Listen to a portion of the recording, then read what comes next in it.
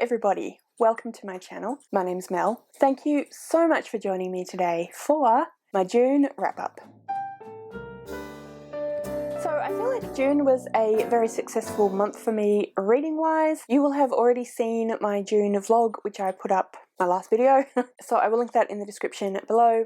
As you saw in that video, I also met the amazing Ellie from Earl Grey Books, went to Melbourne and did a bunch of stuff in Melbourne, including meeting Ellie and also meeting up with some old friends from university. So I had a really great June, both reading and personally as well. So yeah, I'm pretty stoked about how June went, and this is the wrap up, so I'm going to tell you all about the books that I read in the month of June. So as you guys know, this was the month of Whateverathon, which is a month-long readathon hosted by Maddie from Book Browsing Blog. I will link her channel as well as anyone else that I talk about in this video in the description below, so you can go and subscribe to their channels, etc. So Whateverathon is, just as the name suggests, you read whatever. There are teams. I was one of the TBR Travellers, which is the team hosted by Gav from How to Train Your Gavin, Pris from Pris Peruses, and a channel name and person name who I always forget.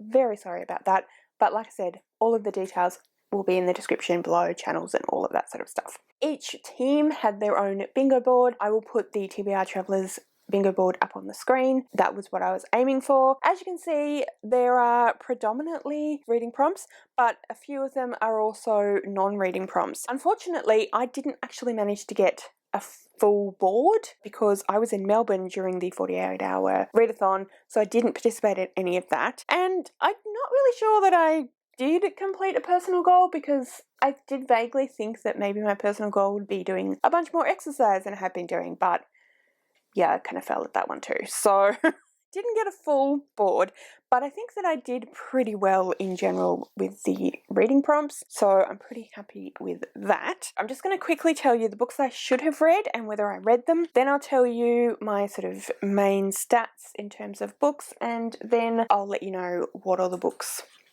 were, what I thought of them, etc. So before I do that though, also my videos of this nature tend to go on quite a bit, so I will have timestamps down below, so if you want to switch through to different parts of the videos, different books, etc., obviously feel free to do that. Alright, so first up, the books that I had on my TBR for my Roll of Reads TBR were Heartstopper Volume 1, and I did read that one, The Witch King, and I read that one, Reaper at the Gates, I did not read that, unfortunately. The Diviners, which I read. The 10,000 Doors of January, which I read. Wimmera, which I read.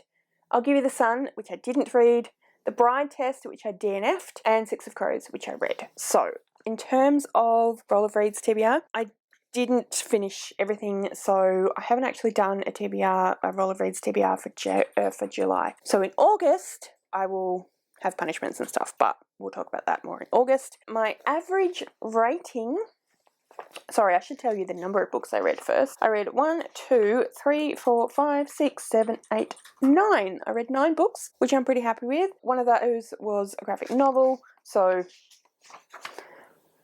no, I didn't even include the graphic novel in that. I read 10 books. One of those was a graphic novel, which is relatively short, and one of those was a novella, which obviously is relatively short, but I'm still pretty happy with that. So, stats. Let's do that. My average rating was 4 stars, which, as I said, pretty amazing reading month, so I'm very happy with that.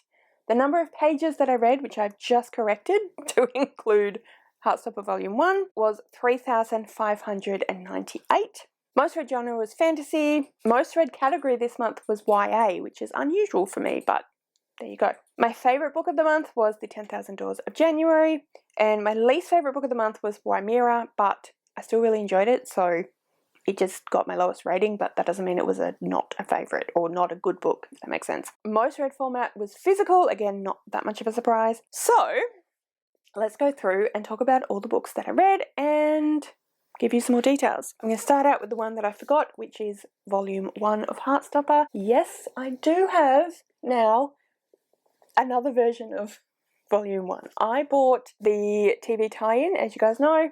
My friend Michelle bought all of the graphic novels as well. She bought the original version, and for some reason Dimmix sent her 2 copies, but she didn't feel like she needed 2 copies. So she thought I might want the non-TV tie-in version, which I said, sure, why not?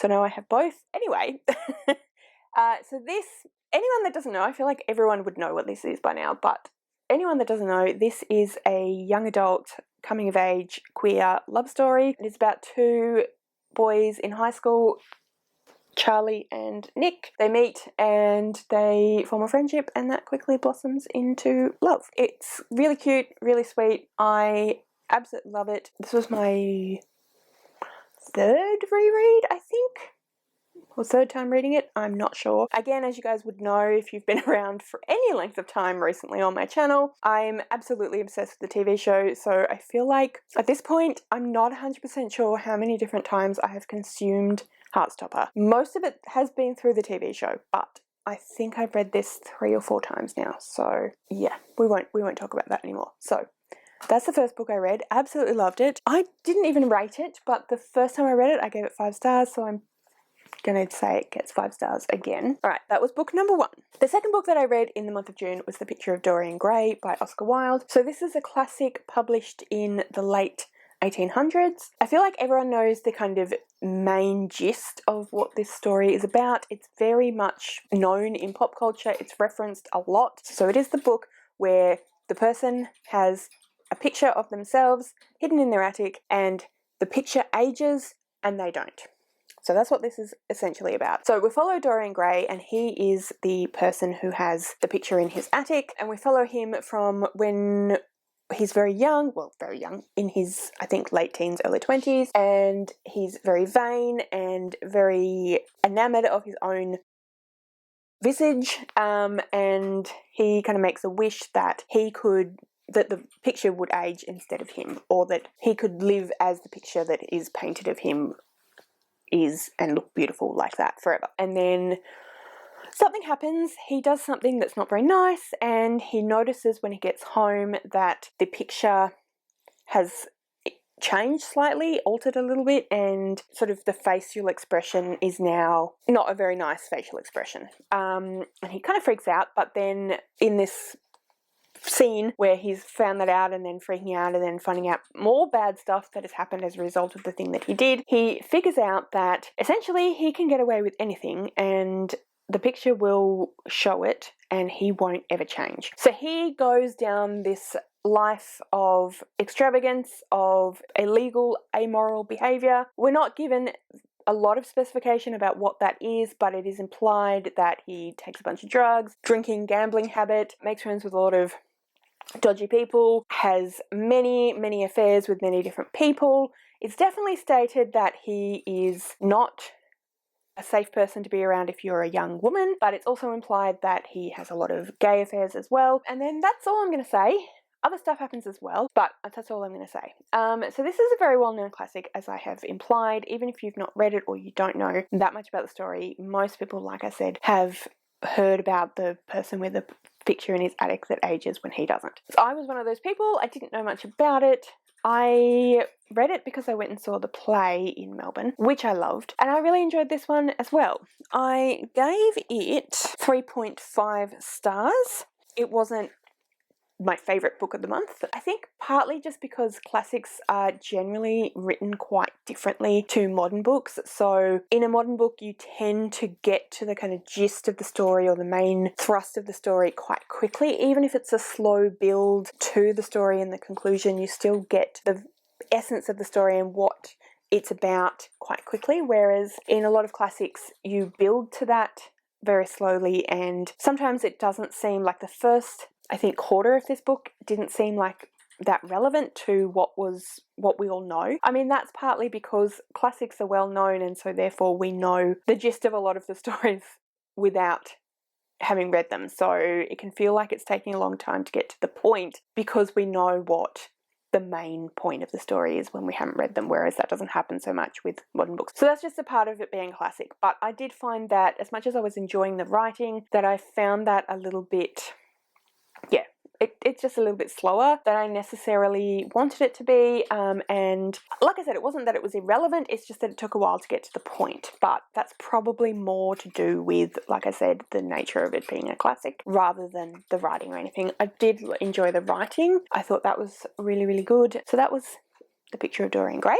Next up is a book that I'm not going to touch on very much at all because I have decided not to have it be a secret, but I am doing a vlog for this and it will come out later, and I'm going to quite a bit of detail about the book and what I think of it, etc. And I will do with other books that fit in with that vlog. So I'm doing a Alice Oseman reading vlog, and I started obviously with Heartstopper, but I then read Solitaire, which was her first published novel. I enjoyed that one. I enjoyed it a lot more than I actually anticipated enjoying it. It is a young adult, again, coming of age story. In this one, we follow Tori Spring, which is Charlie Spring's older sister, and we follow some events that happen in her year 12 or year 13. I don't really understand how English high schools work, but I think potentially towards the end of volume 4, Heartstopper is when this story is set. But either way, it follows Tori Spring when she's in high school and some stuff happens. I gave it 4 stars, so like I said, I did really enjoy it, and yeah, that's all I'm going to say about that one. The next book that I read, or that I finished anyway, was The Diviners by Libba Bray. So this is a book that when I first started doing BookTube was very, very popular, and so I read The Diviners I think within 6 months of starting BookTube, and I enjoyed it, but I didn't love it, and I think that it definitely suffered from the hype. This time around though, I did really, really enjoy it, so I decided to reread it because my parents have lent me the first 2 of the series, and they also have the second 2 of the series, which they're going to lend me as well when I get there. I never continued because I didn't love it, but I decided that I did really still want to read them, so I picked this one up and reread it. And like I said, I did really, really enjoy this one on the second read. I gave it 4 stars as well. This is a book set in New York in the 1920s. I think it's technically young adult. It's an older YA though. I feel like it reads like adult, so maybe it's new adult. I'm not really sure, but I think it's technically new adult, young adult. It is about Evie. She is a diviner. So she has the ability to see into the truth of people by touching something of theirs, and she makes the mistake of revealing this at a party. People don't really understand what happened. They just know that she has accused someone of doing something that isn't a great thing. Those people are quite to-do in her hometown, and so she's a bit in trouble. So she gets sent off to New York to stay with her uncle. Her uncle runs the, what is it actually called? The Museum of... The people in New York call it the Museum of Creepy Crawlies. I can't remember what it's actually called, but he runs like a supernatural museum. Yeah, there is a series of murders and they seem to have occult tie-ins, so her uncle is asked to help out with the investigation, and Evie gets embroiled in that. And we follow a bunch of other people who are diviners as well. I think that they will start to come into it more, and it'll kind of join up. The people will join up a bit more in the later books. That's what I'm expecting. But yeah, like I said, I did really enjoy this one, and I'm excited to read the rest of the series. Next up, we have The 10,000 Doors of January by Alix E. Harrow. This was a read that I read with my In Real Life book club, which used to be the Book into Film Club, but is now the We Love Book Clubs, I think is what we're calling it. And I've lent it to one of the people in that book club. Anyway, I really, really enjoyed this one. I liked it a lot more than I was expecting to. I knew that I would probably enjoy it because it's a fantasy, portal fantasy, exactly the kind of thing that I enjoy. But I was expecting it to be probably more along the lines of something like The Chronicles of Narnia. Young adult, so obviously older than The Chronicles of Narnia, but that kind of thing where people, or this person, January, finds doors and goes into different worlds. So maybe also a little bit more like The Wayward Children series by Shauna Maguire. But it was not. I mean, there was definitely portals and traveling between worlds, but there was a lot more stuff going on. So there was stuff about finding yourself, finding your way, figuring out who you are, figuring out what your purpose is, what you can do, what you want, all of that sort of stuff in there. And yeah, it was just really well written. I really enjoyed the writing style. I loved the main character, and in fact the 3 kind of main characters I thought were fantastically written. All of the characters I actually thought were really well written, and I just thought it was really fun and a lot better than I expected, which is always a really nice thing. So we follow January, and January is, I'm not sure how old she is when we start the book, but she's in her late teens, early 20s, late teens I think. She is a ward of this rich man who is a member of the Archaeological Society, set in the 20s again as well. Yeah, she's a ward of this man. And her father is employed by him, and he travels around the world and finds artifacts. It might even be set earlier than that, like the 1900s, like early 1900s, and finds artifacts and brings them to the Archaeological Society, which, you know, is a polite, civilized way of saying he nicks off with different cultures' important artifacts.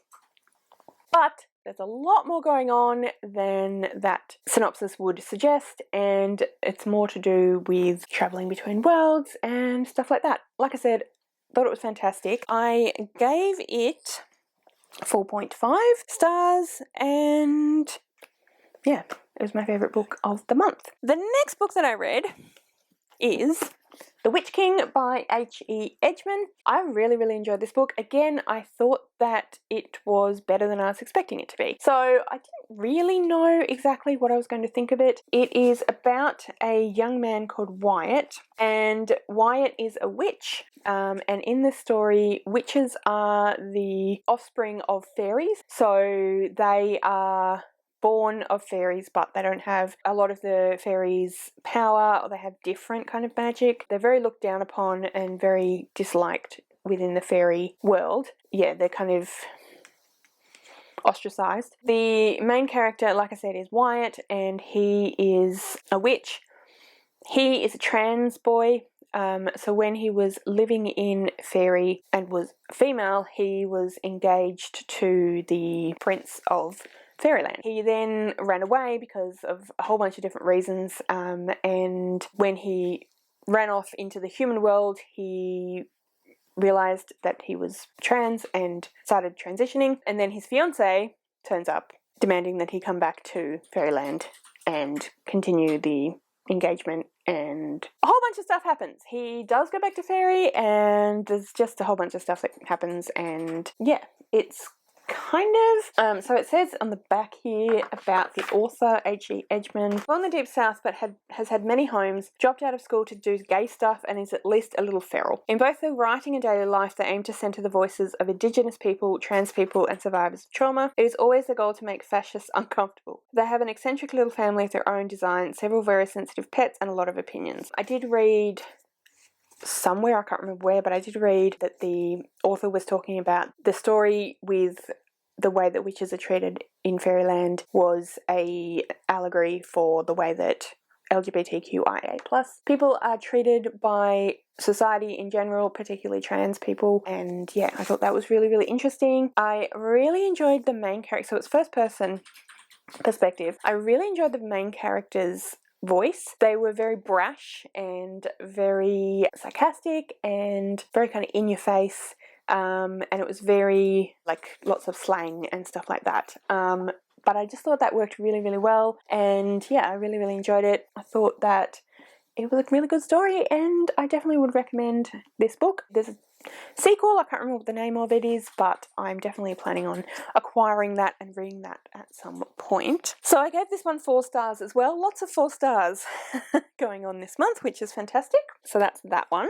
Then I read the little novella Nick and Charlie. So it says a Solitaire novel, which I suppose technically it is, but it is more of Nick and Charlie, basically. So it is prose, it's not graphic novel. It's just a very small little novella, like 150 something pages long. I'm not 100% sure where this is going to fall on the Heartstopper Solitaire timeline, because volume 5 of Heartstopper is, well, I think she's on hiatus at the moment, but will come out at the end of the year, I think. I'm not sure exactly where that's going to go, but this is set towards the end of Nick's final year at school, and he's heading off to university, and it's just, I think, like 3 or 4 weeks worth of Nick and Charlie being together and trying to figure out what they're going to do, and will they stay together or will they break up, and etc. It was really, really cute. My friend Michelle lent this to me and I sat down and read it in an afternoon because, like I said, 155 pages long, and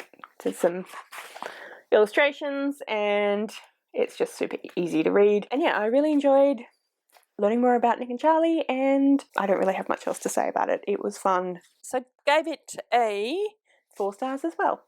The next book that I read was Six of Crows by Leigh Bardugo. This is the first book in the Six of Crows duology. I think the timeline is that it takes place 2 or 3 years after the final book in the Shadow and Bone trilogy, which I think is Ruin and Rising. Don't quote me on that.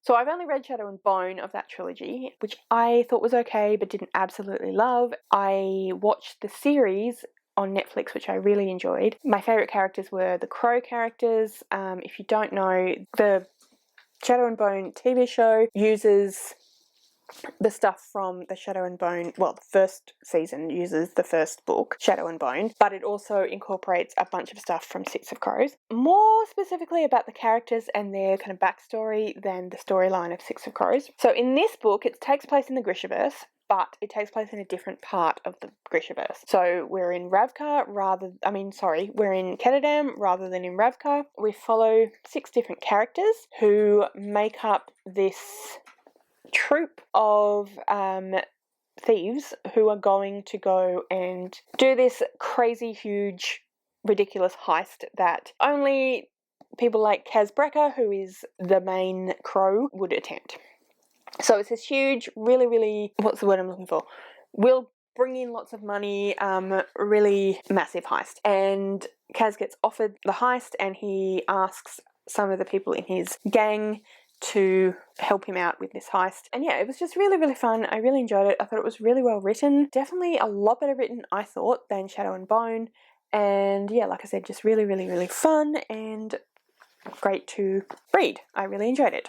I gave it, again, 4 stars. Next up, we have Pages & Co. by Anna James. This is the first book in the Pages & Co. series, which is called, the main book, this book is called Tilly and the Book Wanderers. This is a middle grade kind of adventure, but it is about Tilly Pages, who is a young girl who, I think she's 11, who lives with her grandparents, and they own the bookshop Pages & Co. She's a big reader. Her favourite stories are Alice in Wonderland and Anne of Green Gables. And one day she comes across a young girl in the bookstore who looks remarkably like Alice. And then another day she comes across someone who looks remarkably like Anne. Then she figures out that she is in fact a book wanderer, and book wanderers can travel into books, and they can also, the characters of books can kind of come out of their books and talk to them. And she has a whole series of adventures. She finds out stuff about her family and herself.